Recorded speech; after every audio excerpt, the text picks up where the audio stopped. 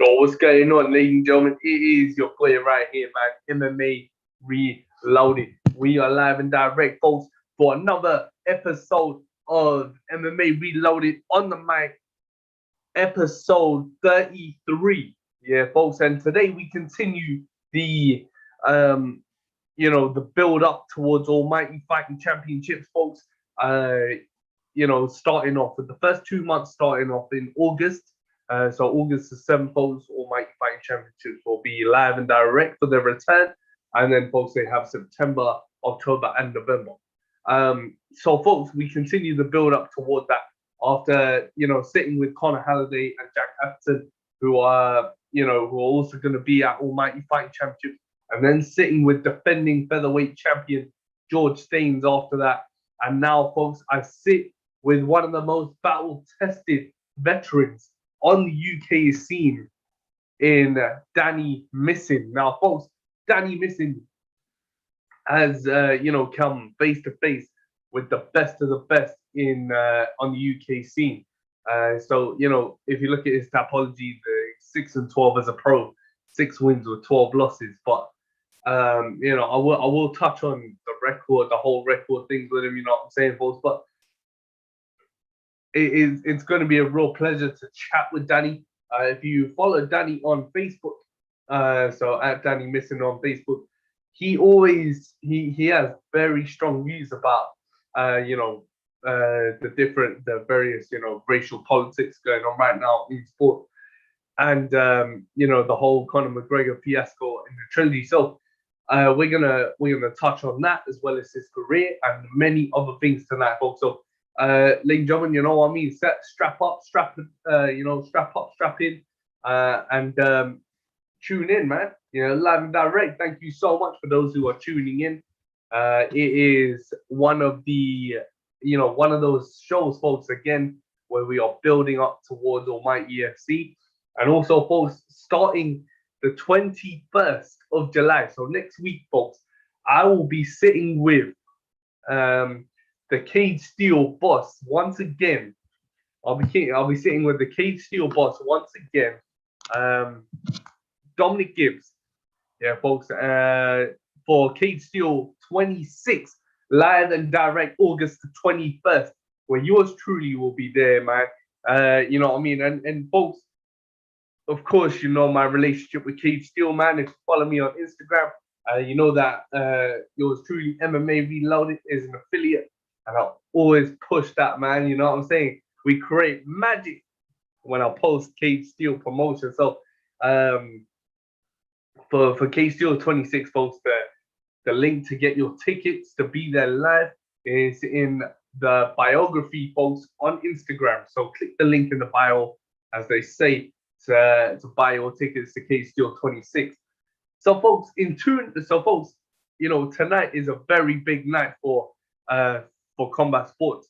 It is Karate Combat Season 3, Event 3.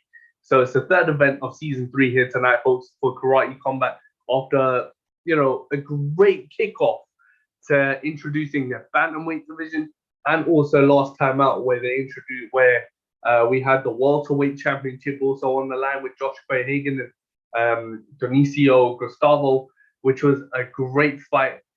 And if you watch Karate Combat, or you watch Glory Kickboxing, you watch any type of pure martial art, like One Championship is the perfect example. There's a different attitude than what you see than what you would see if you watch MMA.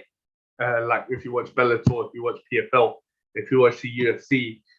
There's a different attitude, folks, that the fighters have, So you may see some fighters who aren't that passionate, who don't show great sportsmanship. You know what I'm saying? Then you have these guys who, live on that sportsmanship, that sportsmanship aspect, and pride themselves on being sportsmen. You know what I'm saying? And that's what's really eye-catching to me, because I'm such a I'm such a sucker for pure martial arts, like kickboxing, like Glory. If I watch Glory kickboxing, yeah, and this is why I promote Glory a lot, and I post it up so much because I want people to understand that, MMA isn't just where it lies, yeah. Um, it lies where pure martial arts, like Polaris or like grappling with Polaris or Submission Underground or anything like that, they're coming into fruition as is. Um, folks, just build me one sec. Yeah, it's a bit of a technical issue, I guess.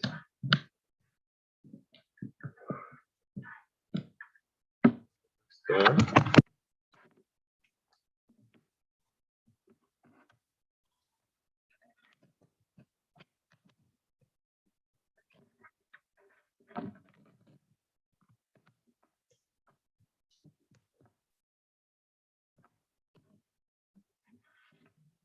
give me one sec, folks.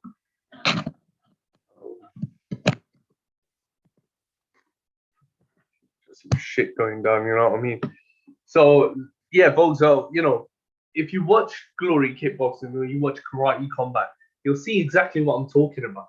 You'll see exactly where the pride and passion actually kicks in, and having fans there who appreciate every move, every kick thrown, every strike thrown.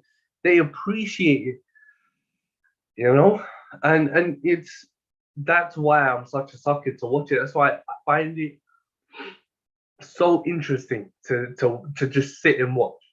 Because when I was younger, I didn't just learn MMA. I didn't just get into just MMA.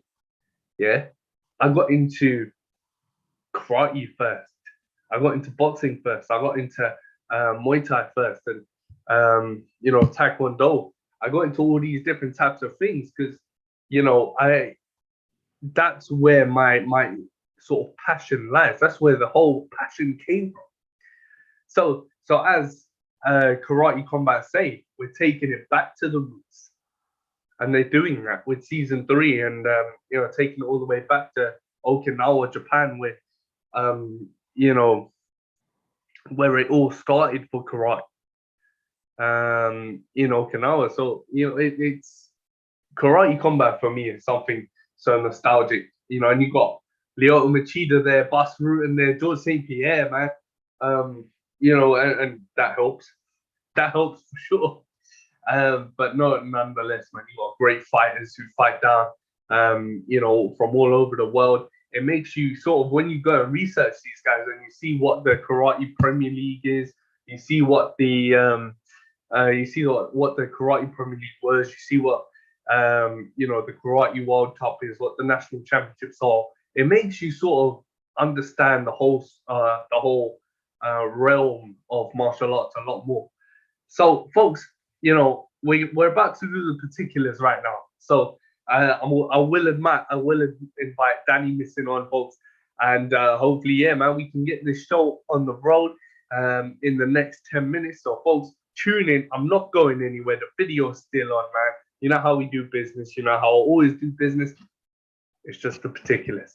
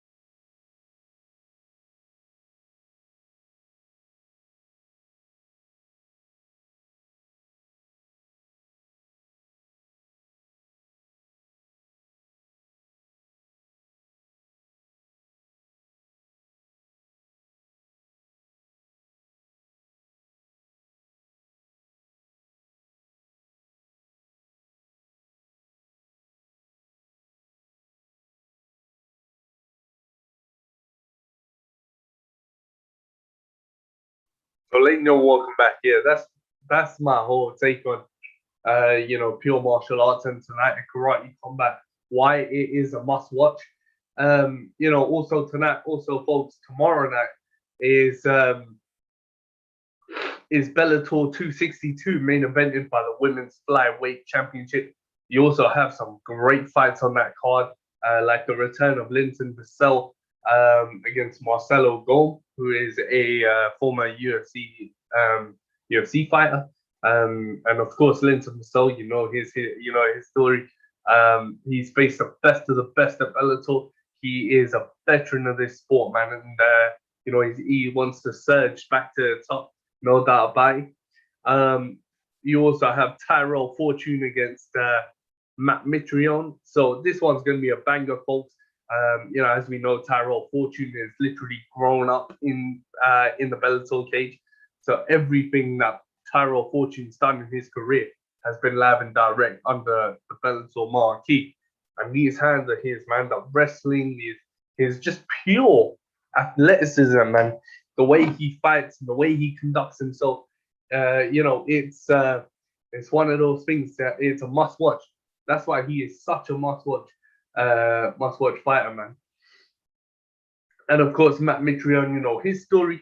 Matt Mitrione is a veteran, folks, he's a legend. He has these moments of brilliance. He has moments where he is probably the best boxer he can be the best boxer in MMA, or he has the moments where he is literally a savage. The power that he possesses in his hands is absolutely amazing. And then of course, folks, Saturday night you have the UFC. So you have UFC Vegas 21. You have UFC Vegas 31. Sorry, UFC Vegas 31 main evented by Thiago Moises and Islam Makhachev. Now, folks, for this one, nobody's talking about it. Why? Because I don't know. Nobody's talking about it. I bet you when it's fight night, they'll start talking about it. But the build-up, if you look to follow MMA social media, I'm the only one that I know who has actually built it up, and I'm gonna do the breakdown, folks, for this. So tune in for the breakdown, yeah, as always. That's part of the business right there. But MMA Reload is the breakdown, folks. Don't know, we don't represent this shirt for nothing, man. Yeah, so folks, stay tuned for the breakdown for UFC Vegas 31. It will be up live and direct tomorrow. One post at a time. Every fight being acknowledged and recognized. Every fighter being recognized and acknowledged. We're giving you the scoop to keep you in the loop, yo. So folks, that's the deal for this weekend. Yeah, if you ain't got nothing to do, you got something to do now. You know what I'm saying? So folks, we are just about getting ready to, tune in with Danny Missin. Yeah, folks, who will be on my guest today on the mic, episode 33. So folks, as you know, Cage Steel 26 and Almighty Fighting Championships are going to be live and direct in August. So August the 7th for my EFC and Cage Steel 26, August the 21st, where yours truly will be. I will be at Almighty Fighting Championships in September, folks, as well. So, I'm going to get the best of both worlds, man. I can't wait to tune in. And of course, getting to sit with these great young fighters. As I said in my post earlier today, for Cage Steel, it applies even to Almighty, to any regional, is that you have it all in these shows. You have battle-tested veterans, you have young fighters, you have champions, you have challengers, you have amateurs, you have everything you can imagine, but the kitchen sink, yo. Yeah. So with this, I can't really, thank these guys enough to, as a fan of MMA, you're just watching it to watch. You're watching it to enjoy. And if you're all direct on MMA social media with a page, or you're an MMA journalist like myself, you know, these things just become more than a watch. You know, it becomes, you know, you're like, holy shit, you're analyzing, you know, all these standouts that are competing in front of you, and you're thinking, boy, this guy deserves, boy, this guy's going to be big, boy, this girl's a beast. You know, different things sort of run into your mind, you know what I'm saying? And so, folks, that being said, that's what you're going to see when you watch regional promotions. That's why I love watching Cage Fury Fighting Championship. So I love watching Legacy. And speaking of Legacy, they're bringing their welterweight championship to Brazil. So we're going to have a new Legacy welterweight champion, but they have a 4-man welterweight tournament where the winner, where it's going to be set in Brazil, and you know, that winner is going to be your new Legacy welterweight champ. So you know, to me, that's actually quite a move, yo. That is actually a real move from Legacy for sure. You know, LFA was, you know, is a promotion I've always enjoyed, man. So that's where my brothers Jerome Rivera and Brandon Royval got started. You know, of course, we're still awaiting the return of Brandon Royval in the octagon after his war with Kai Kara France. And of course, folks, Kai Kara France, speaking of Kai, he will be welcoming Cody Garbrandt into the flyweight division, folks. Yeah, if you ain't seen the post of that yet, I don't know what y'all been doing, man. Kai Kara France will welcome Cody Garbrandt into the octagon for his debut at 125 pounds. Well, and that's you know, that's not just an opinion. That is just a fact of life. That is, you know, that's a fight right there. That is a real fight. If we're talking about two fighters who can literally, you know, oh shit. There you go. If you're talking about two fighters who can literally match each other, you know, punch by punch, move by move, takedown by takedown, you've got a huge fight right here. This is the ideal fight right there. You want to see something stylistic? This is stylistic. Yeah, bro. This ain't gonna be no subterfuge. This ain't gonna be no slow shit. This is gonna be like you're having it on fast forward the whole time, yeah, bro. This ain't gonna be nothing short of spectacular. That is for damn sure. So, you know, that in that regard, man, I can't wait for it. You know, and also, folks, you know, this Saturday night, UFC Vegas 31, we'll also see the return of Miesha Tate. Now, Miesha Tate, folks, of course, one of the pioneers of women's mixed martial arts, one of the pioneers of the women's bantamweight division, one of the pioneers of women's MMA. She is going to make her MMA return after taking that time off, you know, where she you know, had a few losses in a row. You know, she had a few losses in a row. She took that. She decided to retire. She announced her return. She went to one championship also with Rich Franklin, became an ambassador for them. And now, folks, she is back in action. She became a mother. She got engaged and to you know, Team Alpha Male standout Johnny Nunez. Miesha Tate has had a great ride, you know, leading up to this return against Marion Reneau. So it's Marion Reneau's retirement fight. You know, she's coming up to, you know, I think her early 40s now. So Marion Reneau probably thinks, you know, that she can't do it anymore. And what she has shown over the years that I've been watching her is just absolute. You know, she is as tough as they come for sure. It's going to be a great fight. It's going to be a real test for Miesha Tate. You know, it's going to be one of these things where Miesha really has to think about who she's in there with. You know what I'm saying?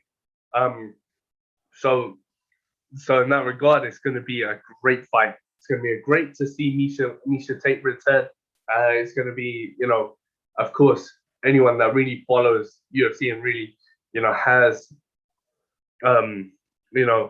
pays attention and pays interest to women's MMA knows who Marion Reneau is and knows how tough she is, the Belizean bruiser. She is, going to retire after this fight. I think she's making the right decision. I think if you look at how the division really goes, you don't really have a choice. Well,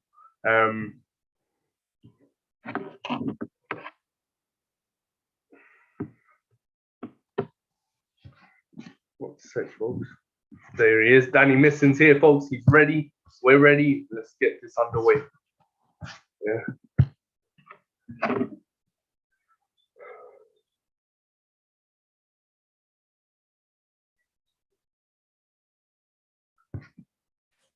Hey, Danny. 1 second. Can you hear me?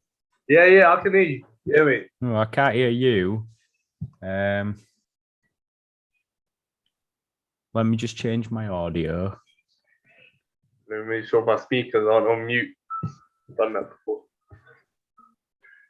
That's why. So that's my mic. 1 minute. That's all right. It's cool, mate. Take your time. If this is live, this is well embarrassing. Can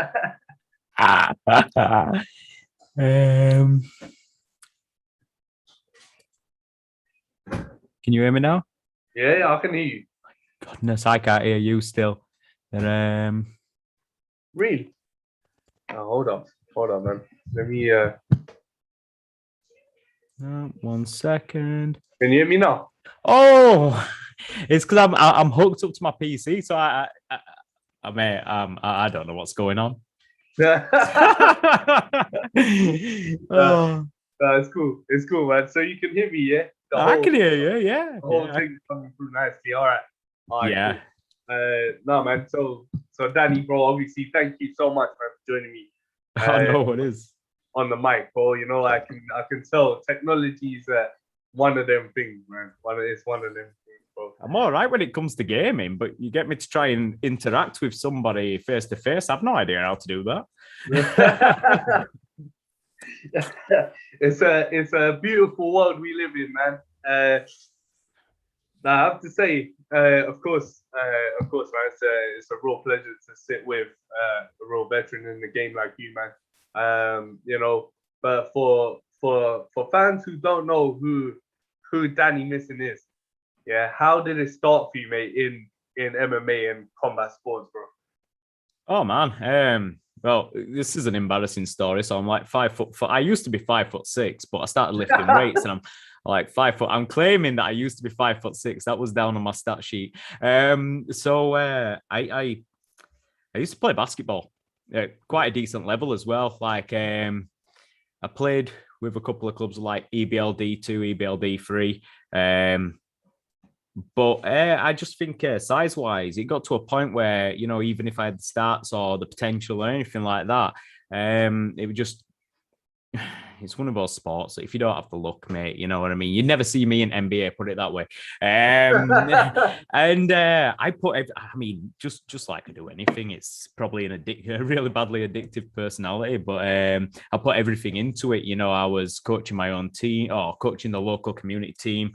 I was playing a team called Mandela Warriors in Leeds, in like the Yorkshire League. And then I was training twice a week for the EBL and playing on a weekend with them. So like I never got a day off. And I just felt like, I always got told it was a sport that, whatever you put in, you'll get out. And that wasn't the case, because there's a ceiling in sports like that. And I think you find, especially with it's all government funded, isn't it? It's all like, and if you don't have the face and you don't, people aren't going to take a risk on you, especially if you're 5'6".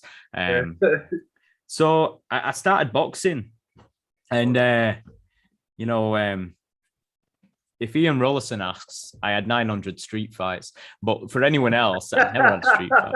Yeah, that he wanted to know why it was so hard, and I was like, it's just because I had 900 street fights, 900 and a half. What's the half? What's the I, half, man? I booted a midget once. So anyway, but what you've got to think about is I'm tiny, so a midget to me could be a baby, right? Just to clarify, I didn't kick a baby; it was a toddler. So yeah, yeah, don't ever kick a baby. Babies are cute. Toddlers are bad. I've just come out of the toddler phase of my two. You can kick a toddler, you can't kick a baby. Yeah, I got into a bit of boxing, and it was funny because I started boxing. I told all my mates I was going to be a cage fighter. Yeah. I had no idea what cage fighting was. I think the only thing that I saw relatively close to it was like, you remember that film Sherlock when he's pit fighting? Yeah. Yeah. That was what I saw. That's what I thought. Yeah. Well, I never even watched UFC, But I got into boxing. I love boxing. I've always followed boxing ever since I was a kid. I stayed up late nights watching Nigel Benn. 100%. Oh man, I love them. And obviously Tyson, you tune in for Nas. But it were always like I got to stay up. So I always liked boxing. I always liked it. I did a little bit of taekwondo when I was a kid, but I got to some boxing just before it happened to be 2 hours before basketball started. So I started doing that, and I think I were only eating bags at the time, and it were a decent boxing club. The late Keith Tate ran it. For people who know the boxing, he were a local lad to like Leeds and Cleck, and he were wicked coach as well, good human. But like obviously, I was just going in hitting the bags. If they were low numbers, I was getting a bit of pad work and stuff, and if they needed a sparring partner for a fight coming up, you know what I mean. I would just at that point I were a human shaped punch bag. And I think I just fell in love with it from there. I ended up down at Cage Steel thinking it were a boxing gym, and it turned out the class was wrestling. Jacob, he's over in Sacramento now, not seen him for many years, but he was I'm opening shit up. He was wrestling coach there, and I just remember getting chucked and dumped on my head so many times. So I was just like, I've got to get good at this. I can't be that. I was too competitive. I couldn't be bad at something. And I realized that I'd stepped into a world where I was bad at absolutely everything. So it was like, I couldn't box. I didn't know about timing, distance. I don't like that. I could punch. I couldn't box. First time I tried throwing a kick, I just looked an absolute prick. Wrestling with my first class, I looked like the first time I threw a kick, I remember when football used to go towards a group of girls. Yeah. And they kind of go and lift the leg up. That was me. And then obviously Jacob chucked me about in wrestling. Well, you tried to toe punch someone in the what? You tried to toe punch someone in the leg. Oh mate, no, it was meant to be a round kick. I went straight up middle and kicked guy in body, but it was hardly a kick. It was more like I don't know. I can't even explain it. It was like a really fast waft of my foot. Like if it had landed, it'd done some damage. But yeah, just fell in love with it from there, man. So it just became my new addiction. And yeah, went from there. Got chucked around a bit, got subbed a lot. Coaches like Neil Hall. We had Wax there, Jay Furnace. Jay Furnace was an upcoming fighter at the time. Now he's a renowned coach. So it's like, we're talking best part of 15 years back. James Saville, he were there. And he was a teenager. He was like this hot prospect kid with James Saville, so... and we had loads of guys. We had Phil Hoban. He were really good back when he fought. I think he was undefeated. And yeah, it was just like I didn't realize who these guys were. Sure. So I kind of just bit down and I right. Okay, my first thing is I'm not going to get submitted. And then as you get to know, as I'm like getting to a point where I'm learning how to defend myself and stuff, and I'm looking around and I'm like starting to realize who I'm defending myself against. I'm thinking, oh shit, I could give this a go. So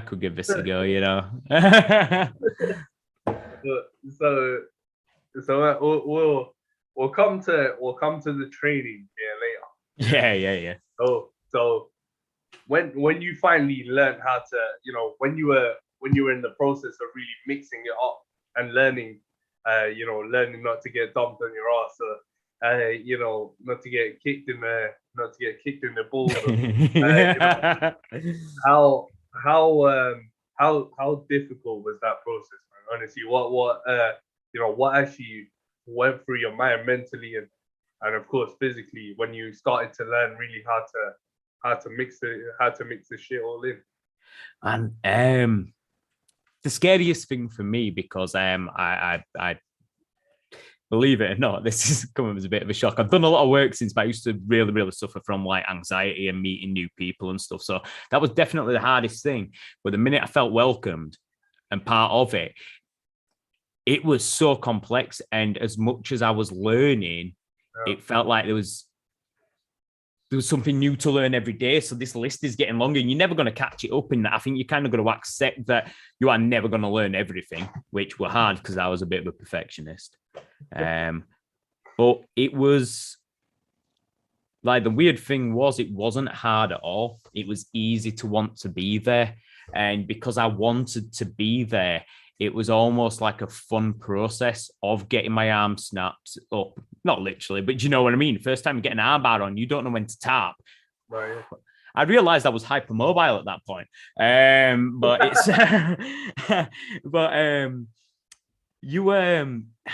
man, how do I put it? It was a different level of training. I was as fit as they came, for basketball. But I was getting dragged off at mat or rolling off at mat like in a heap of sweat after like my first kickboxing session. So it's just, you know what I mean? You realize that was probably the hardest transition, realizing that as fit as I am, I'm fit for purpose. I'm not fit for that. But you know, at that age, I was 20, I took it very personally. But now I realize, well, you just, a sprinter ain't fit to run a marathon, right? So it's like, but the best thing, the thing that made it so easy was that everybody was punching each other, everybody was kicking each other, choking each other, and all these violent things that you can think of. Yeah. But I felt more part of that team than I did the basketball teams that I played for, and that's a team sport. That's where team spirit should be. Do you know what I mean? But yeah, I felt more part of a team and everything. So I just guessed that everything, it was easy to, the biggest part was being there and getting down to learn as much as I can, like both classes every night, through the day, midday session, just be there. But like, I think if that's easy to do and easy to want to be there, then everything else is just like a blessing when you're there. Every little thing that you learn, you're taking a piece of that person's brain, that person's thought process. I probably appreciate a bit more nowadays. But you've only got so much of that to give. You've only got so much time here to give that. So it's a big, there's nothing more valuable than time and knowledge. So it was just easy to want to be there. And all of them were just like little blessings on top of having the opportunity to be there. Your body hurts and stuff, don't get me wrong. First time you take a kick to the liver, you feel like you're going to shit your gut out. It's not nice, mate. Definitely. And I'd like to see you get used to that. You get used to getting hit in the face, but you don't get used to a liver kick.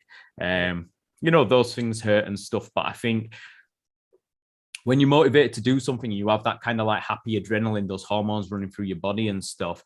It's like an adrenaline in a fight. It takes a bit of the sharpness off the pain, and you just like, the mind's stronger than the body, you see. And when your mind's so attached to something, when you get there, it's you're aching from yesterday. Yeah, you cut up, bruised up, all that kind of friction burns on your face, all that stuff. But I think the good energy and the mind kind of just made it easier. I don't remember quite how hard it was, if you know what I mean, like physically.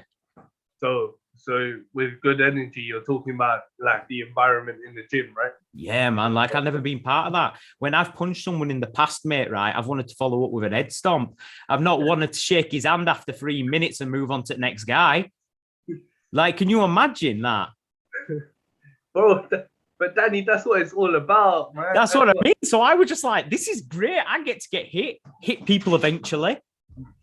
And also we shake hands and we go out for a drink or we go for a curry. You know what I mean? And it's just like, how can you not love that? Like mentally, that really plays such a benefit to your whole mind. You know what I'm saying? Because you're thinking like, oh shit, I've been surrounded by pricks my whole life, and now I come to the gym, and these guys are 100% on point. yeah, top guys, and you know, and fuck it, I'm gonna ask you the question right now. I'm gonna get on this topic right now. Is that you know, having that gym environment and really being at a gym where you know you can really focus on the task to task. You can build a rapport with the coach, build a rapport with your teammates. How how important is that? How important? I know you've explained it and how it's done for you mentally, yeah. But Yeah. in general, how important is that? You know, in general, like as a Yeah. fighter, to have that gym where you can build that rapport and focus on the task at hand. Look at my last 7 fights. That's how important it is. Yeah. Right. You know, I'm coming off back of 6. I don't even look at my record no more. What did we used to say back in there? Records are for DJs. But I know I'm on a bit of a skid, you know what I mean? But I'd been a bit here, there, and everywhere. I had to leave the gym due to travel issues. You know, a few years back. And then I went away and I kind of went through a few gyms, met some great friends for life and stuff. But that was missing that person in my ear that I had always tuned into and had that good vibe with, which was my coach, Neil. Yeah. And I got in touch recently, you know, I say recently, last year. And I came on as a coach, you know, and helped out and stuff like that. But I kind of got back to being in that environment again, and it just turned my mindset around. When I was winning and when I was on top, which I'm not scared, you know what I mean? I've still got a 100% finish rate. Yeah, I can say that I was on top. But like when I was, you know, up there at my peak, so to say, I had that team, you know what I mean? And then when I left, you know, I kind of went on a bit of a hit and miss kind of skid. Yeah. So that answers your question right there. It is so important because skills are great. Yeah. But I think when, you know, shit hits the fan, you need that reason why. And the gym was the reason why, because the gym kind of changed me and saved me as a person. So it's like, that's who I was going to bleed for. Yeah, you know, I go on, Danny. Nah. Yeah, I like that's not to say that other gyms weren't great and didn't teach me things and stuff like that, but I think the person I am, the loyalty and being with that gym meant a lot. That's what I was gonna say. Yeah, straight up, man. Because you know, some people, even some fighters, even if they are on a skid, they prefer to stay with their coach because necessarily it's not, you know, it's something that obviously you can go back in training and still work with that coach, and he knows you. Yeah, like the back of his hand, you know what I'm saying? Yeah. That's it. And he knows you as a person as well, and what makes you tick, you know, what makes your heart beat and get your blood running. And the best thing was he knew how to discipline me as well when I was been a bit of a dick. So, you know what I mean? It was like, he always kept me in line and kept me in check, you know, and let me know it. He wasn't scared to turn around and go, you've been a prick. Go away. You know? So yeah, you're right. And I mean, look, as far as when Anthony Joshua, when he lost to Ruiz, he went back to his like Olympic days coach or brought him on the team. And then look at how he performed. He went from being this ploddy heavy hitter to this light on his feet, popping jab out, winning rounds. You know, it were boxing again. That was real Joshua in that fight. Yeah, that was the Joshua that turned pro, that went from the Olympics and turned pro and got a name.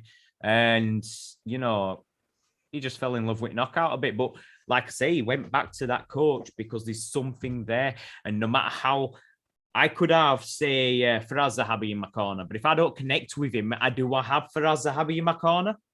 Do you know what I mean? If I don't connect with him, am I picking up the lessons that he's putting down? Am I doing what he's asking me to do? Not out of disrespect at all, but like I say, you know, I was lucky that I kind of had a great coach and a great person, you know, somebody who was great at the game. But like you say, it don't matter whether they're the highest skilled, they train pros, they train amateurs or whatever. If you've got that connection with them, like Joshua went back and he almost stepped back in time. That's the guy that he worked with coming up. He went back in time because that guy had a connection, and I just think it gets you. I mean, for some fighters, right, Danny, you get guys who, want to expand their skill. They think that, at the gym that they are loyal to, they may not be picking up certain things they want to. So in that regard, would you say it would be right to move gyms and mix up their training and stuff, or would you say, you can still stay at the same gym, but still learn what you want to pick up? You know what I'm saying? Yeah, there's no.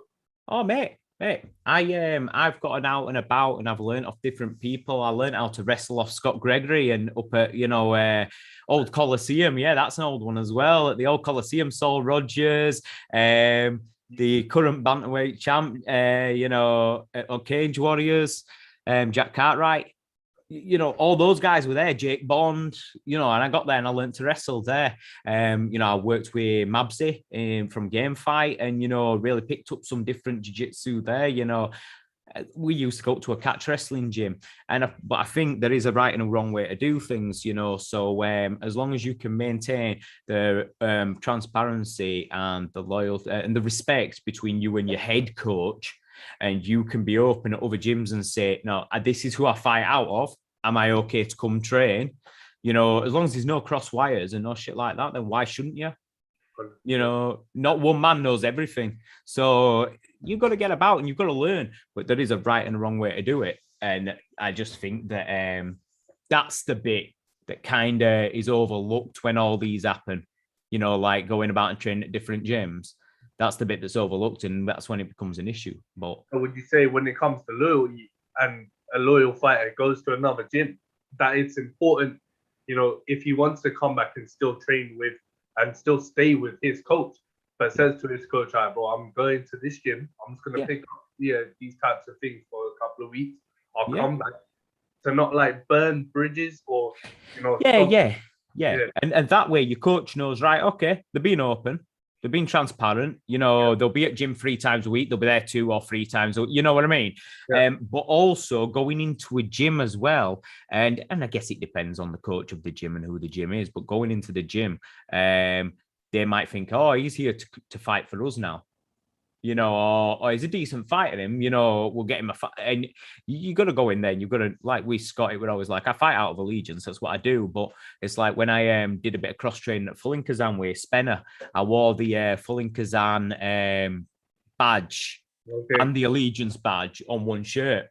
So it's like, you know what I mean? It's like fighting out of allegiance, and because I think that's respect as well. Coaches should get recognition for what they're doing, whether it's announced that you're fighting out of A gym but B gyms on your banner as well. You know what I mean? Just give them a bit of recognition. That's all it is. As a coach, and having taught classes yourself and having taught students yourself, do you feel that that's probably one of the most, if not the most important aspect for a fighter and a coach to really have with each other, or a student and a coach to really have, is that mutual respect? Definitely. Like, I think, and again, it depends how you look at it. I'm a bit more, I try to look at things from both sides. And I think that is important, because if you don't have that, it's going to cause friction and problem in gym, and negativity spreads like bloody bacteria, doesn't it? So you don't want that. And B, if you don't really have a level of respect and genuine care and like for this guy or girl, then are their best interests at your heart as a coach? Are you going to give 100% as a coach? Can you train this person? Like, people come to me for one-to-ones and I'll turn them away because it's just, you don't know. Like, it doesn't mean they're a bad person or you're a bad person at all, but you just clash and they're not going to get the best out of me. Not because I'm not going to give it, but just because you listen to someone more that you have respect for. No, that's it. Yeah. 100. And Danny, when we talk about respect, we talk about the fact, during COVID and stuff, for for promoters to still have consideration for fighters and who to bring on shows. And you're an almighty veteran, right? You've been at Almighty Fighting Championships now since for a long time. I was there before Ray. Ray. Yeah, I was camping outside thinking there's going to be a show on here one day. I'll fight. Were you actually? No. I'll tell him in a minute. No, I mean, being an almighty veteran, and now returning to the cage. You're returning in September, right? If I'm not wrong. It could be, mate. Yeah, I think so. September. I need to do research. September 18th. That's it, man. That's it. I know they moved it, so yeah. Okay, cool. I spoke to Ray. I'm like, I need tickets for September. He goes, which date? I thought it was the 7th. Yeah. And he goes, what the fuck are you talking about? He moved. Yeah, he changed it, but he hasn't changed it on posters yet. So it's like people keep getting in touch with me, and I've lost so many potential ticket sales because people are away when I'm actually fighting now. Yeah. So they were going to come. They've asked for tickets. I'm like, oh, it's moved now to 18th. And they're like, oh, yeah, can't come. Sorry, mate. I'll be there. I'll be there in September as well, man. So that'll be great. But yeah, man, we're what? We're 2 months. 2 months in. We're 2 months away from it now. Yeah, I think it's 9 weeks Saturday. Yeah, 9 weeks Saturday. To be exact, you know what I'm saying? But got to be precise. How do you how are you feeling, mate, going into this one, man, physically and mentally? Any concerns? Any pressure on your shoulders? What's going through Danny Missin's head right now going into this one? Food right now. I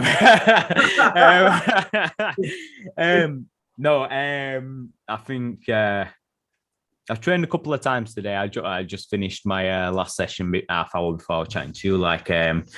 But I don't know. I don't really go in with any expectations. Like I and that's wrong, I know. But not really, man. Not necessarily. Oh, mate, so many. I've won ones I should have lost. I've lost ones I should have won. You know what I mean? It's just you can't have any expectations. You've kind of got to go in there with a bit of an open mind and see. But I'm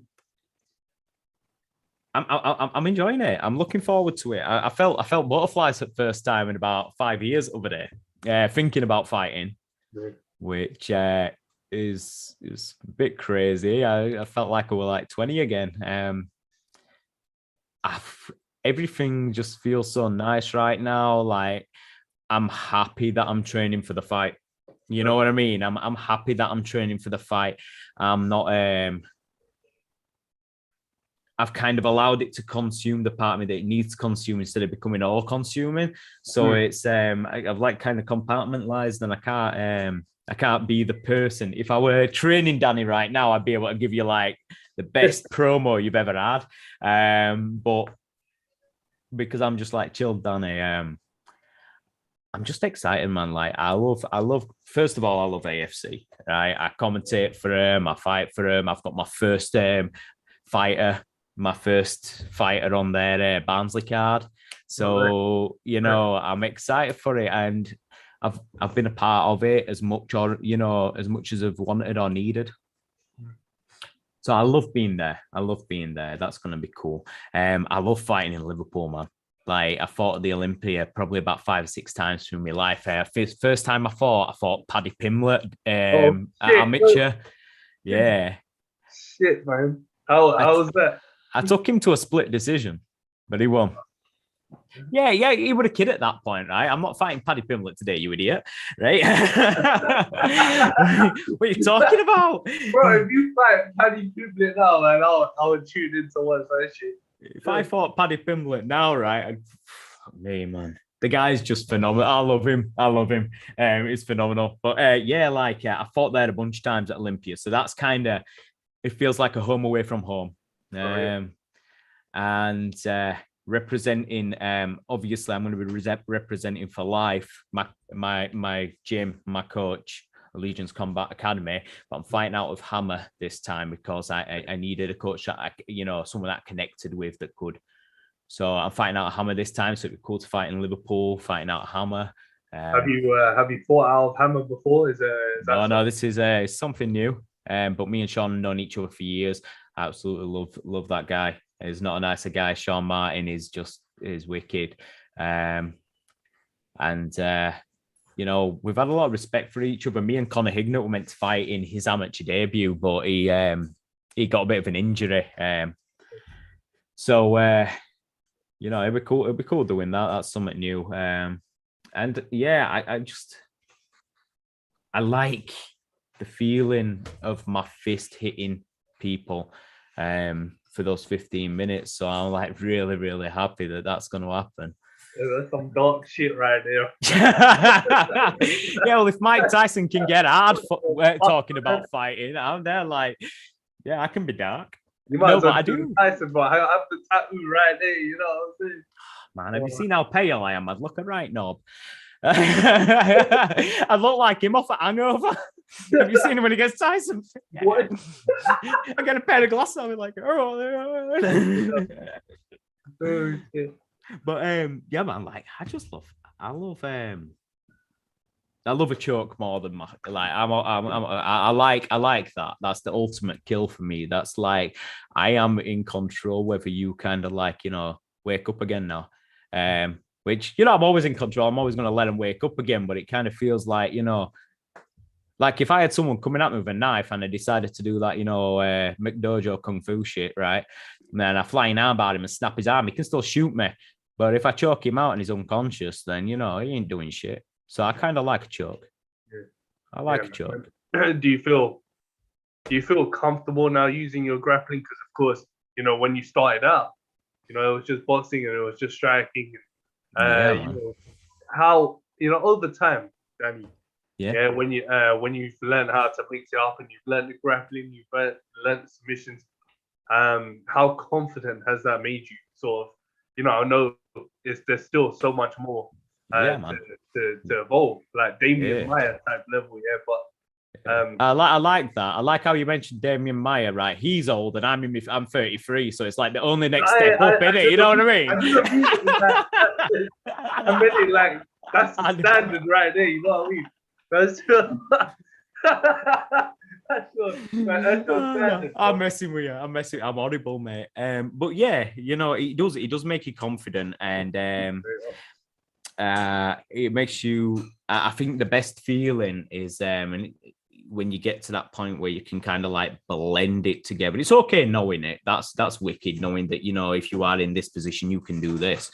But I think the pure artistry about what we do is when you see, like those, like striking from, and then flowing from striking to wrestling. Maybe you end up getting taken down, but you just rolled on top. Now you're in a scramble, and just being able to do that shit like that is like it's like, what I can imagine, like heroin's like or something. That's pretty, you know what I mean? Like that's my heroin.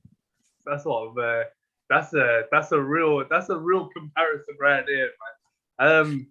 I'm from Kleck, mate. They're everywhere. Well, where I work, Danny, in London, and you see guys on that shit all the time, innit? Yeah, there's one guy I saw once. He was sitting there with a crack pipe in his hand, and man was just nodding forward like this. Fuck! I had to legged it, but I shit myself. Have you ever seen people on Spice? Have you heard of that drug called Spice? Yeah, I've heard of Spice. Yeah. So I was working at Pure Gym in Leeds, and I used to walk for the 20 to 11 bus if I finished a late shift. Yeah. I'm not joking, mate. It was like zombies. There were people stood up with asleep on window.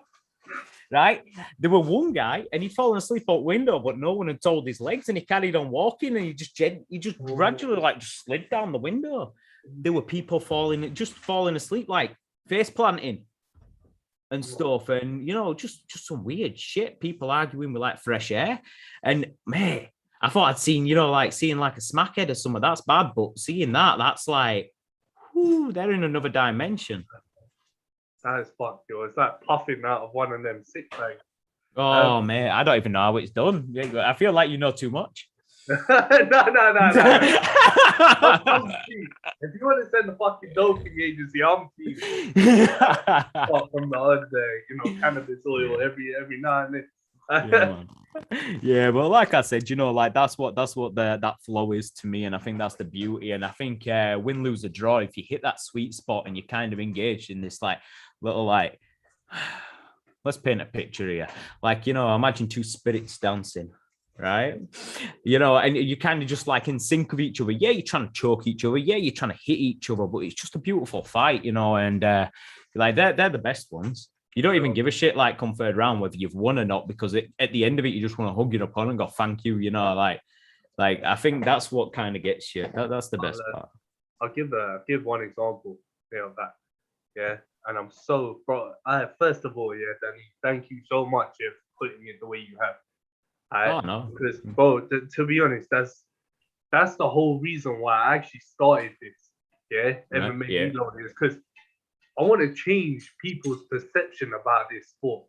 Yeah, because people think that, what's so special about a guy getting punched in the face, or bro, Michael Watson got brain damage by Chris Eubank, or did you see that, or one guy got choked out. Is he all right? Yeah. The thing is I want to sort of flip that, and exactly the way you put it. Yeah, I want to really push that toward people. You know what I'm saying? Yeah, man. Yeah. So yeah, man. No, it's just I think that's the level of happiness and like spiritual calm that I get when I want to talk about mixed martial arts and stuff, and people like, oh, you're always laughy and jokey at training and whatnot, but that's because I'm just in my happy place, that I'm just like, man, that is it. I feel like a Disney princess. It's crazy. That's why I talk about one championship, and I talk about kickboxing, glory kickboxing a lot, and I talk about karate combat all the time. It's because, bro, I wanna let people know outside of them lights that in the UFC and that at Bellator, yeah, bro, there's like a whole fucking world out there for you to actually grab the arse cheeks off. You know what I'm saying? Yeah, man. Like it's so good, and I'm liking Warrior Collective right now as well, because obviously I'd never be able to get down to like Brad Pickett's gym or all like that. Even though I fought Loney from there, and he invited me down. Whenever you're about, just pop in. But I just feel like it's in your palm. As long as you've got the right dance partners at training and stuff like that, you can learn all that stuff. It's only someone showing you it, like on a mat. So I love that stuff, and I just think I just love martial arts. It kind of puts me in a happy place. And but you mentioned it, one FC or UFC? What, you giving me the choice? Yeah. No, you got to tell me. I would say it depends on what kind of fan you actually are. I would say ONE FC presents something totally different. Yeah, like the way that there's I don't know if you've seen it. Their promoter, the CEO, there, Chatri. That guy is actual savage. Like the guy motivates each and every single fighter individually before they go to fight. And I like how they promote the fighter. Just as they don't have favorites, they don't have cash cows, right? And it's like they promote the fighter. You can like and the one. I think you see that a lot when you go on the like the ONE FC shop. And you just see that it's more of a love of all things martial arts. You've got your Muhammad Ali tops, you've got your Bruce Lee out, trackies and stuff like, and it's a celebration of martial arts, as opposed to, it kind of takes me back to the Pride days and stuff where they used to line up and have the ceremony of fighters. It is a celebration of martial arts, and I just love how they kind of really push like honor, integrity, and all that, towards what they're doing, what they're trying to do as a company. Whereas like the UFC, that's like the equivalent now of tuning in for like a Joshua Fury fight, because there's always a big, like every pay-per-view, there's always like a big name sale, even if they don't deserve to be there. Do you know what I mean? It's like, I love Nate Diaz, but he didn't deserve to be with Rocky Edwards. No way. Right. If we're going on records, he didn't deserve to be there. But why was he there? Because of his name. People thought it was to build Leon up so it put him in the spotlight, but it did the absolute opposite. It was the money. It was the cash cow. You're putting Nate Diaz on there, and how many pay-per-views? Like basically within a month, they've had 2 massive pay-per-views from 2 massive names, Diaz and what you call it, McGregor. Yeah. And at the beginning of in January, you had Kamaru Usman and Jorge Masvidal. That's it. Jorge Masvidal, again, did not deserve to be there. Maybe Leon Edwards did. Do you know what I mean? Because he's on what, 7-8 fight streak, and he's actually gone backwards in fighting Nate. Yeah. Not star power wise, but rankings wise, he's fighting people lower down food chain. Yeah, man. But that's why I really had a problem with the rankings, where where the UFC started to give people fighters title shots who didn't really deserve it instead of the ones who did. Guys like Stephen Wonderboy Thompson, bro, in the welterweight division, I feel like it's been real. How long can man be at number 4 for you until he actually gets that opportunity? Yeah, he got the opportunity against Gil first. But then that's what I'm saying, right? Is at least you gave him the shot.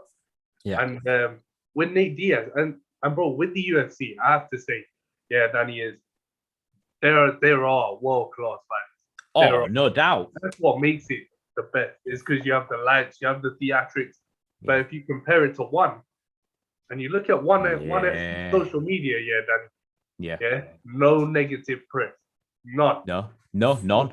And look at it this way though. I kind of see it in the way that, like, yes, you're right in what you said about the UFC. Like, there's some world-class talent everywhere. You've got to be to get there, yeah? You've got to be able to offer something, and you're offering it, obviously, at the top level in your region or country, So you've got on there, right? But, and this is my own personal opinion, I've been watching ONE FC a shorter time than I've been watching UFC, obviously, because it's the big one that you get into. And I know more about the people and more fighters in ONE FC than I do in UFC, because you only know about the fighters that are pushed for the money, not necessarily who's deserving of the title or anything, but there's a lot of people on UFC roster that kind of undeservingly get these shots, but then there's a lot of people who are great, like how Arnold Allen had a push or a title shot yet. How many has he won? I think he's undefeated. I think he's 12-1 or exactly. But McGregor comes in and wins how many fights and gets title shot? And that just goes to the star power. It's the cash cow. That's who they're going to give everything to. Yeah, man. And but guys like, if you look at a guy like Sugar Sean O'Malley, there's personality there, yeah, and there's star power there. But at the same time, the guy is bro. That guy is brilliant. Yeah, and he is. You talked about loving watching fights flow, and the way he fights, poetry, emotion, the whole thing. That's the thing. But his attitude and the social media crap, that's what really turns you on. Yeah. I know what you're saying, but to be honest, I used to like Ben Askren just because he does daft stuff, you know what I mean? But he were kind of like, he were just Dana's enemy, wasn't he? You know what I mean? Dana tried to keep the light off him so much that it ended up getting brighter. It was great.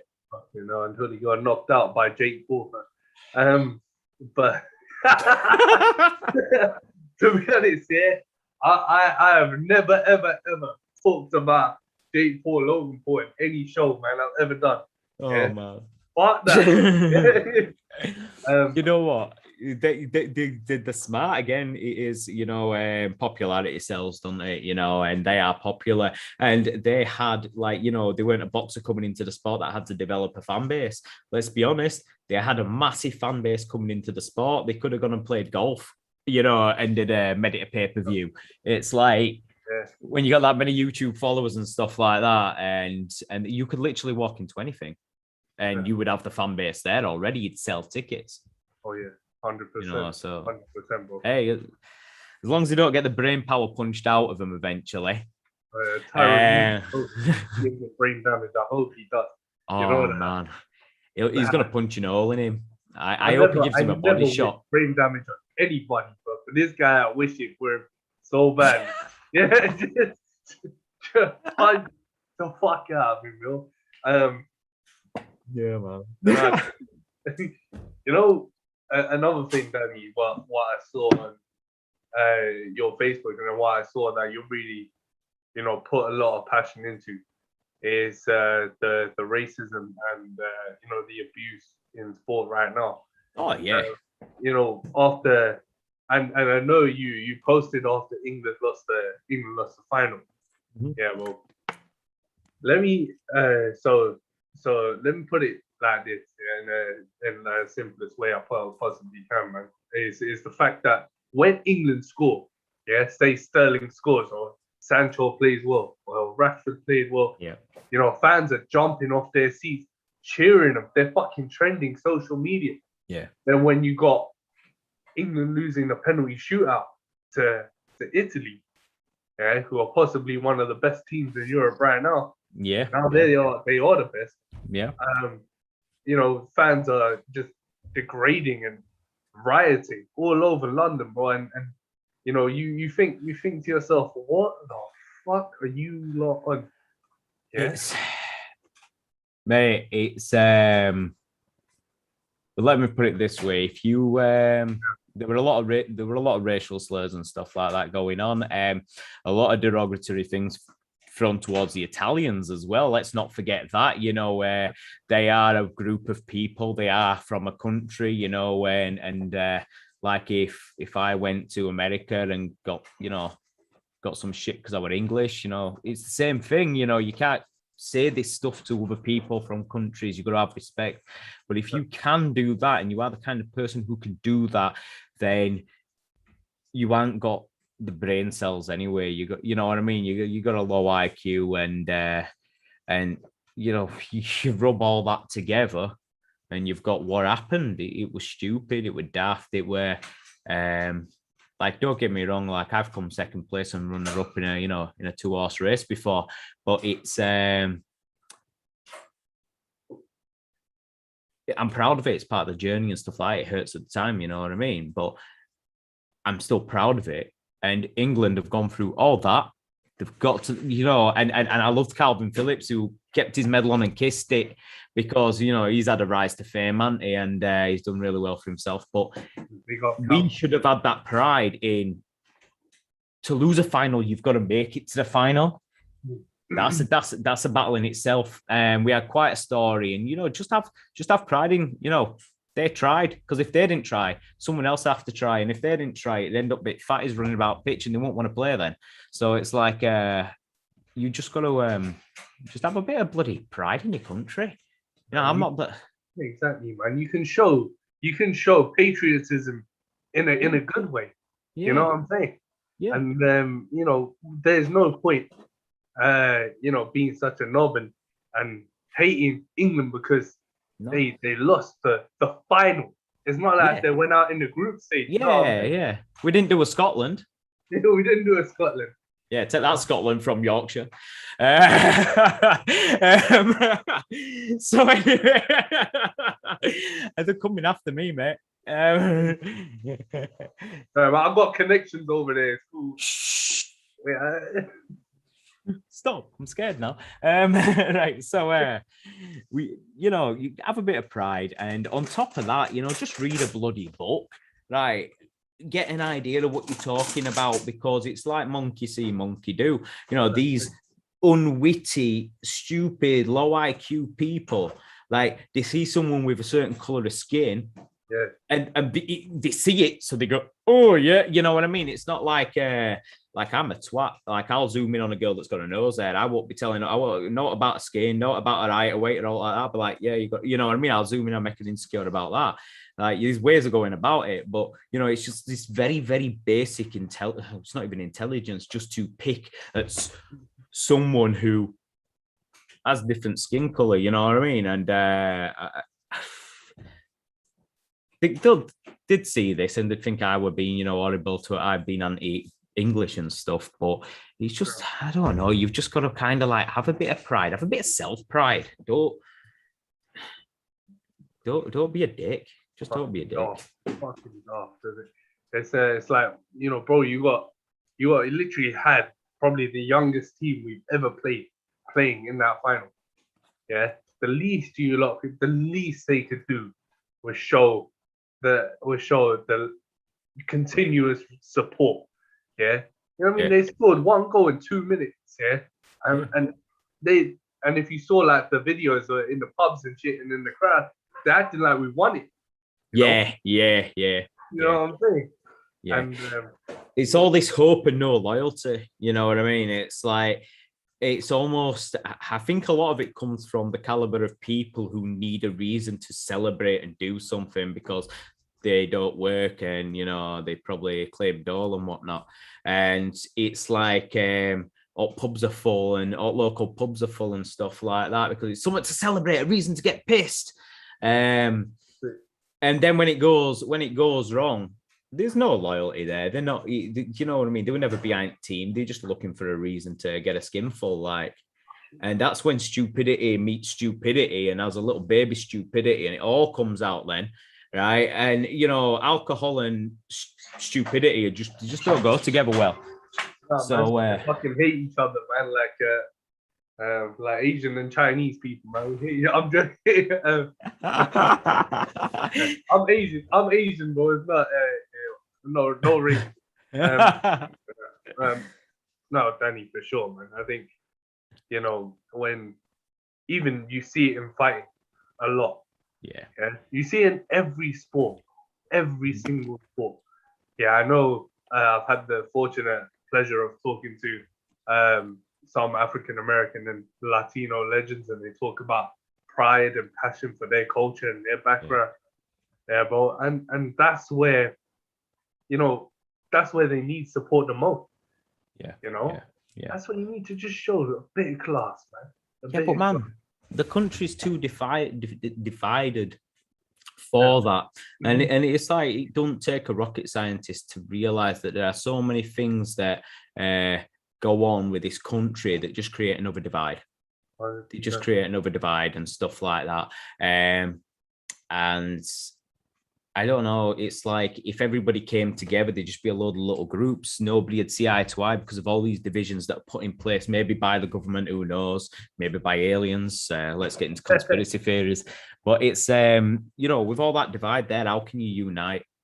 How can you have pride? You know, like obviously England is, it's a diverse country. Yeah. Do you know what I mean? There's a reason why there's a city of culture every year, you know, because we have so much diversity in this country and stuff. And it's just like, you know, that's another divide in itself right now. And it's just like, I don't know, it's easy to kind of lash out with all the divides because we're told that they're the enemy, you know, and I'm speaking not from my point of view, but, you know, you see it all the time. If there's a divide, they kind of say to that side, oh, he's the enemy. And then they go to that side and go, oh, he's the enemy. You know what I mean? With many of those it's easy to jump to stupid derogatory terms and stuff like that. And, you know, like if you're even with young children or young adults, the way you're brought up, you know what I'm saying? It's the way, you know, because you know, you never know. You could soak in some shit like a sponge. Yeah, man. And then when it's time to rinse out the shit, you know, you're talking it to the wrong people. Yeah, that's how it starts, you know. Man, it's all good. Like if it's your mate and you're having some banter or something, you know, that's you know, I guess, I mean, it's okay, but you know, it's one of them things, you know, and it's just sensitive for a lot of people, especially take it for, you know, a guy like Bukayo Saka who's taking a penalty, last ever penalty for us. Man, 19, and he misses. He started crying. And what do people do after that? They're ridicule him the whole time. They tear into him. But you know, a couple of people in that match did daft things. I think, you know, it was great seeing Shaw get the goal, but I think he had a few blunders himself. Even what you call it, not Stones. Maguire, he had it like won every ball in air, you know, tough as an ox, but he had a few blunders himself, and nearly set up a few things, a few missed tackles, and they were blatant ones. You know what I mean? And where's his hit? Where's his hit? Exactly. And I read something other day, and it started as a bit of a meme on Facebook. Where I kind of like delved into it, and like clicked on links, read articles and stuff. And there's some lady talking, and she was basically saying, like race, racial, racism is, people are going, well, we didn't do it, it's not our problem and stuff like that.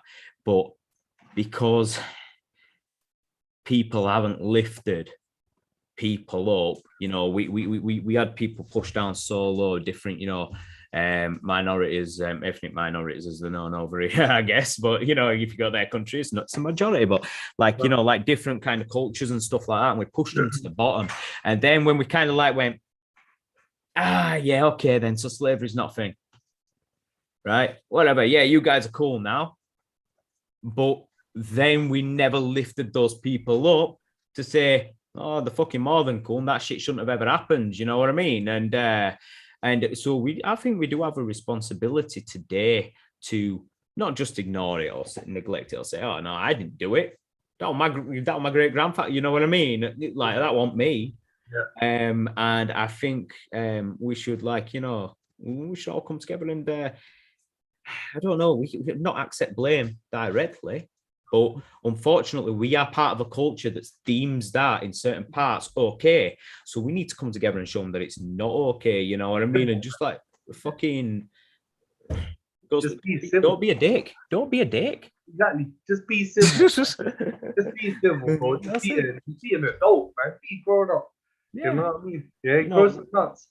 Yeah, it's not. It's not hard to grow a nut unless you're a woman. Hey, I've seen some. There's some athletes in Olympics you want to check out. Then there's the runner from. There's that runner. There's the runner, and then there's the transgender. Like I'm all for transgender, anything doing sport or whatever. You know what I mean? But there should be a division. Maybe even two divisions, like male that became female, if I'm not misgendering or female that became male, have them compete against each other, create an Olympic division for it. If you're going to allow it it should be allowed in, people are people, but don't put a transgender man that became a woman in a women's lifting competition. No, yeah, but do you know what I mean? So it's like, there's bits and bats like that. But anyway, back to the racism thing. It's no, I just think, like I say, it's the world is our problem. The country is our problem. The community is our problem, because if there's a problem within it, you need to come together and eradicate that problem. So I just think that even today we do have a responsibility for the things that happened in the past, not necessarily because of our forefathers did it or or anything like that, but just because it is a problem that needs sorting out and it needs to be gotten rid of and stood up to, really. These weak-minded people out there, but I guarantee if a lot of intelligent or street smart people get together and kind of no, that's not all right, mate, they'll shut up. And you can't change the past, but you can create a better future. So just fucking all it takes for you, even if you do say something wrong to someone, is to acknowledge it right there and then, you know what I'm saying, instead of going home and living to regret. Yeah. I never should have called that guy the N-word, shit, what the hell was I thinking, Yeah, man. I never should have called that Asian guy on the train Jafar, it's one of them things, you know what I mean? Because, that happened to me a couple of times, Yeah. I felt like kicking this guy in the head. Danny, I'll tell you this right now, yeah. This one of them like posh guys, yeah. And, yeah, one of them ones. And but I felt like punching him. So it caught me on the wrong day. Yeah. But no, it's just it's one of them things. It's just better to own up to your wrongdoing there and then, instead of going home and saying, "Look, Danny, but I'm sorry I said it to you." But it's not, you know what I'm saying? Yeah. I mean, if we look at martial arts, when I look at combat sports. Yeah. That is if you want, you know, there are role models in this sport. Yeah, man. Tell me about it. Take that equality and racism and shove it right up your ass and say, you know what, bro? I respect you. I know you're Chinese. I know you're Brazilian. I know you're black. I know you're Asian. But I respect you, man. You gave me a hell of a fight.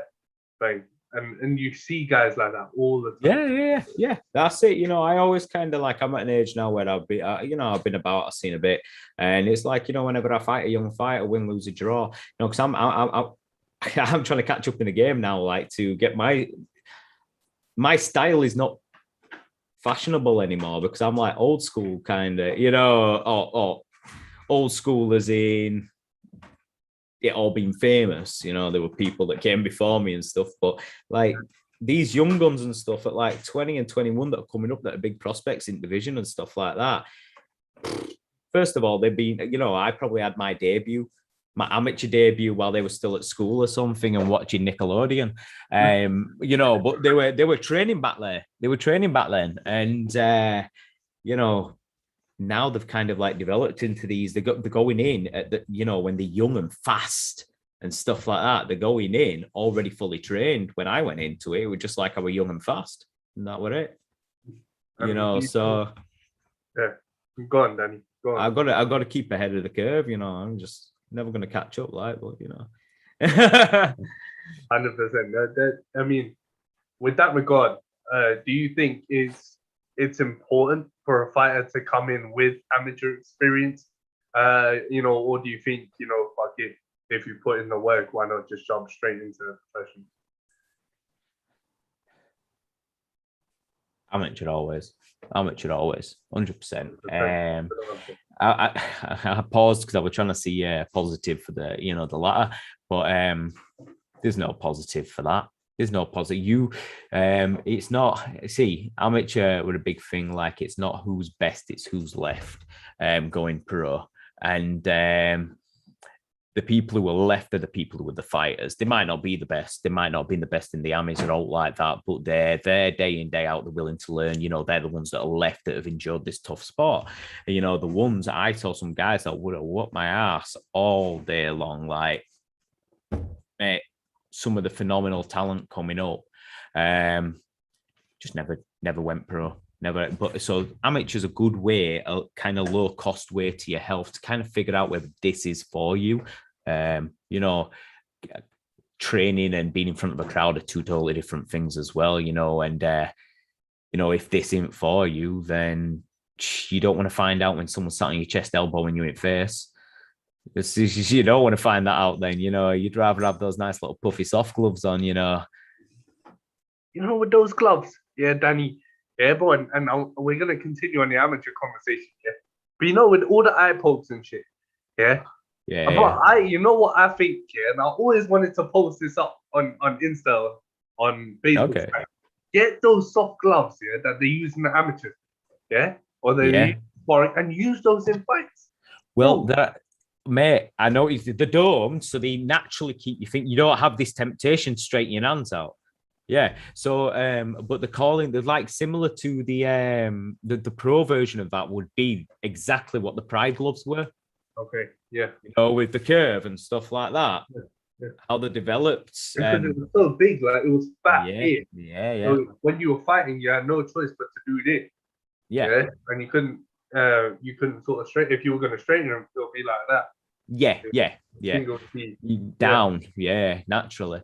But yeah, man, like those gloves need sorting out. Oh man.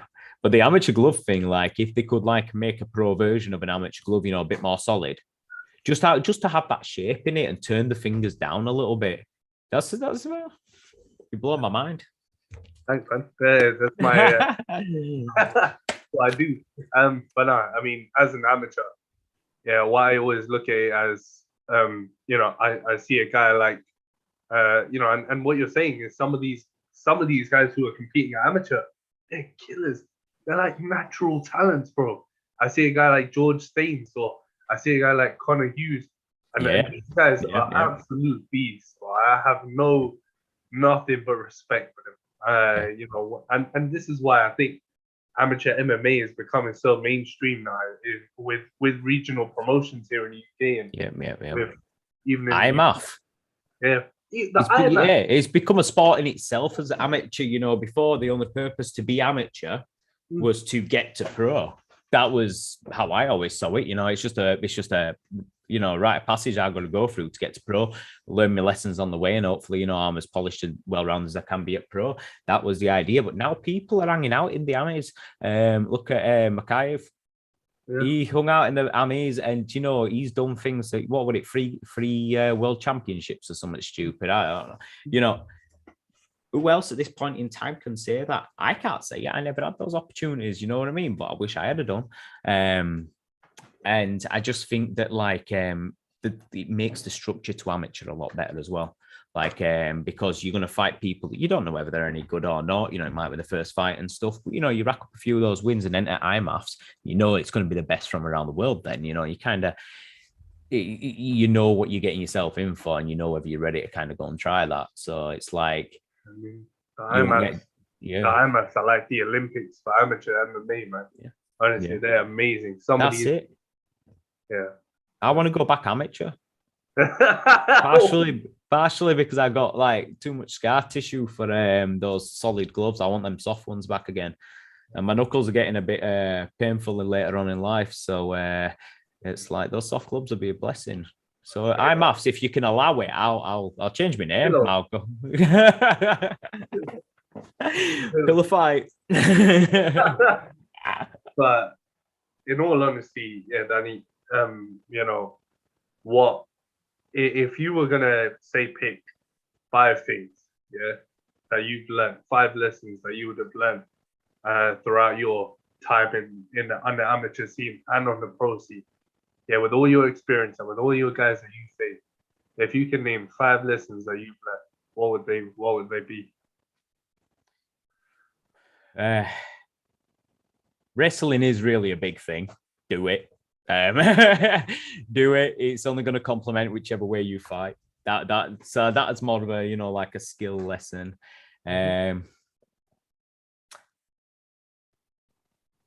Jiu-jitsu is not MMA. It is not, right? And I don't care what you say, but things you do in those gis, right? You try that shit with me, I'm going to touch your chin and we'll see if you keep on inverting and, I don't know, putting me in a free toe hold or whatever, you know, making me say uncle and shit. It's jiu-jitsu and Brazilian jiu-jitsu in the gi and no gi, even MMA jiu-jitsu. Totally different things, you know what I mean? And it's just like I've been blessed enough that these jiu-jitsu coaches that I've had that are in the gi, they understand MMA and they fought or competed in MMA and stuff like that, so it's a bit more applicable. But man, like if I go and start doing Imanari rolls like a certain someone last Sunday, right? Like someone spamming the circle button on Crash Bandicoot. He'll be unnamed. Yeah. Unnamed. I love him. Right. I love him. He's great, but I've never seen someone do so many bloody Teddy rolls. And he just kept on rolling and rolling and rolling and rolling until he got sparked out. But you know what I mean? It just goes to show that, like, even with Danaher coming in, you know, and Def Squad and stuff, and really working leg locks, in MMA, that's a different world. Do you want to be playing about with someone's toes while they're punching you in? You know, and don't get me wrong, a heel hook's more devastating than a punch at face. But for me, you know, you've got to have that endurance to, you know, take the glove to the face and fight it off.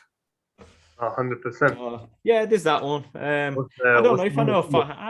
I don't know if I have 5 lessons. Don't be a dick. There's definitely 2 more. Come on, Danny.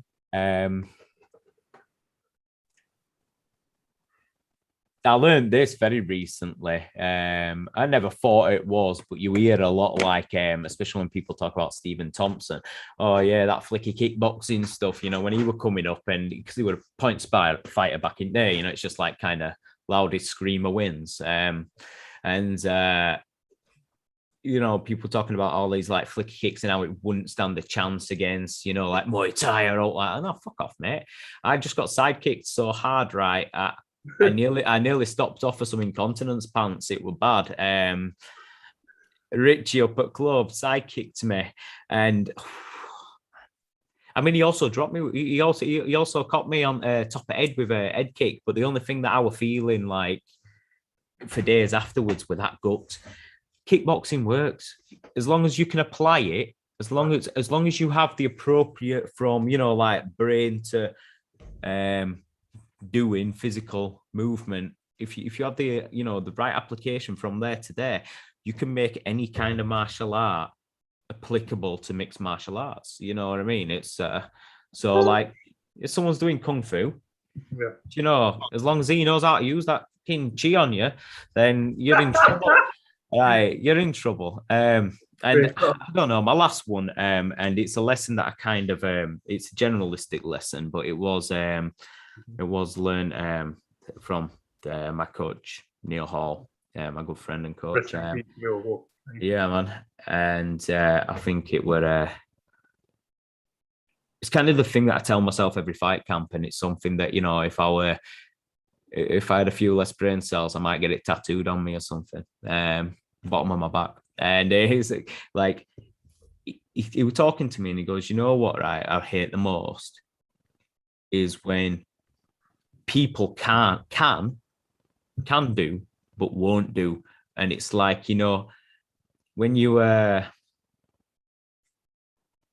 nearly walked away from sport a few times. It's been a long up and down career. I'm into my 13th year, nearly 14th.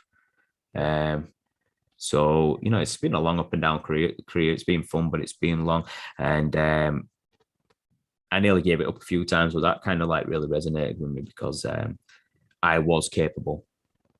But I wasn't doing it. And you only have a certain shelf, you have a certain time in this sport, and it could be short, it could be long. Some MMA fights going into 40s, but it's that's not promised. Yeah. And I looked at him every day, and it would always like a knee surgery or cleaning out some dead cartilage, just Neil stuff. And he were in bits. He always in his knee pads and whatnot, But he turned up to the gym every day and he did it. And he would have given anything. He said for years that he'd have given anything just to be able to kind of use his hands properly again and have a bit of a tear up. And I was just like, I'm capable. Why am I, yeah, okay, I've lost a few and stuff like that, and I'm a little bit gutted, but the sport's given me so much, and I've also won a few as well. I'd never kind of walk away when I'd won. So, just like whilst you can, just do what you can with life, whatever it is. Don't quit because it gets too hard or all like that. You've got, if you're capable, do it, because there's going to be a day where you can't. You know what I mean? And then you're going to look down on people, and you're going to be saying that to them, do it while you can, and you're going to be proper gutted if they don't, and it's just, you don't want to have no regrets, do you? So just while you can do it, just do it. And it was a conversation that I had with Neil, there were no specific one-liner or all, but that there stuck with me. So it's like, sometimes I think, I'm too old for this. My elbows are burning, the arthritis is kicking, or whatever it is. And I'm just like, no, because I'm still capable. I'm still throwing punches. They might not be as fast as they were, but they're more accurate. I might not have the chin that I used to have, but guess what? I've got great head movement now. You know what I mean? So it's like, I'm still capable of doing it. And I think it's just led me to find new ways around training and, just being able to do what I do. Just always got to do it. Like, if you've got a guy like Neil doing that, then you got to do it. He came in and he coached me after back surgery. And he was there every Sunday, and I told him, nah, you don't have to be. You know what I mean? Just, I've got this, I'm experienced enough. I didn't have it. I lost that fight, but, mentally I had it. So, but he'd come in every Sunday, put on a session that he built around the fighters. And at the time that was me. Like, how the fuck can I get lazy with what I do now or give it up? You know what I mean? Like, that just, it always sticks with me, and it's always going to stick with me in fighting to learn to apply that saying to something, another love in life or all like that. So it's always say, man, love life, love MMA. You know what I mean? I always say that. yeah. But boy, and I completely understand that. And there's no better motivation, no better inspiration than your role model, idol like Neil Hall, whoever it may be for some fighters, But Yeah.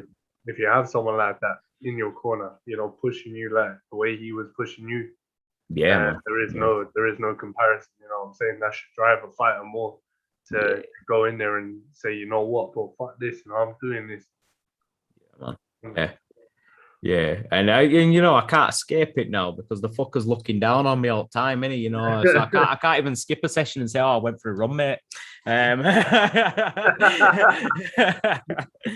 It's how I like to see it. You know what I mean? It's like we all believe in a little bit, someone, don't we? So that's how I like to see it. He's looking down on us. There's no hiding from him now. So if you say you're gonna do it, you're gonna do it. But man, yeah, fuck. Man, I am speechless, literally. For sure, man. But no, man, you know what? Yeah, Danny, thank you so much for agreeing to do this, man. This is shit, man. This is perhaps a million view type show right here, man. Oh, I don't know. No one wants to look at my dumb face. Look at me. I'm so ungroomed, mate. I'm so ungroomed. I've gone into fight mode. Everyone wants to look at your dumb face. No,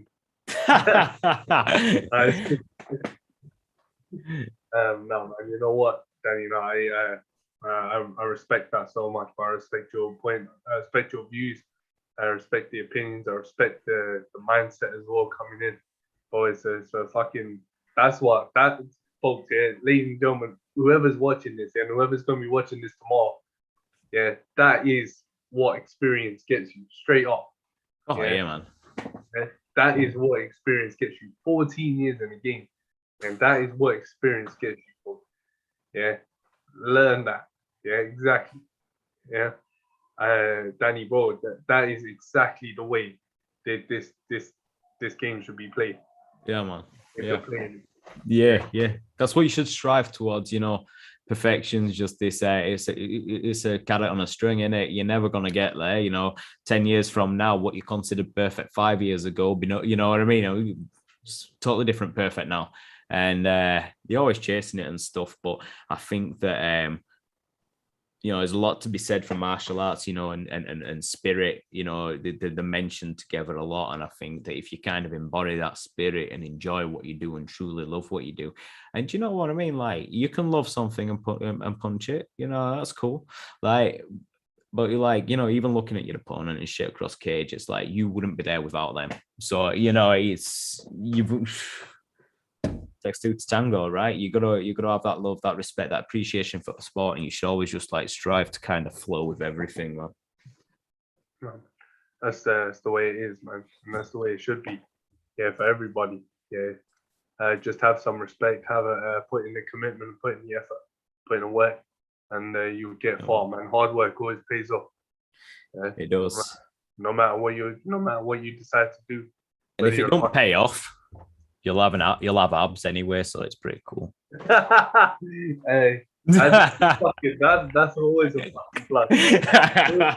Until you end up going on a wagon or some shit, you know what I mean?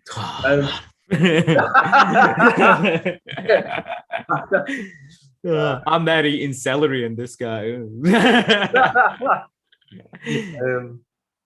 No, I mean, it's all it is, man. I wish you all the best of luck September going into Almighty. I'll probably end up giving you a headache on Facebook Messenger, seeing how camp's going and stuff. Danny, always thank you, bro, so much. And thank you. And thank you, man, for coming on the show, man. It was a real pleasure. Yeah, I don't even know what we're going to talk about, but we just flow with it. Yeah, right. Thank you. It's the way I like to do it, man. But no, man. Daniel, once again, thank you so much, mate, and all the best of luck September, man. I hope it all goes well, training goes well. Yeah, the whole joint, man. Stick to celery, man. I don't want that. Oh man, no, I appreciate it, and thank you. Like, respect both ways, you know. Just thank you. It was such an easy conversation. They're the best ones, right? That's it. That's it. This isn't a press conference where you're sitting on a thing and I ask you some dumbass question that you know.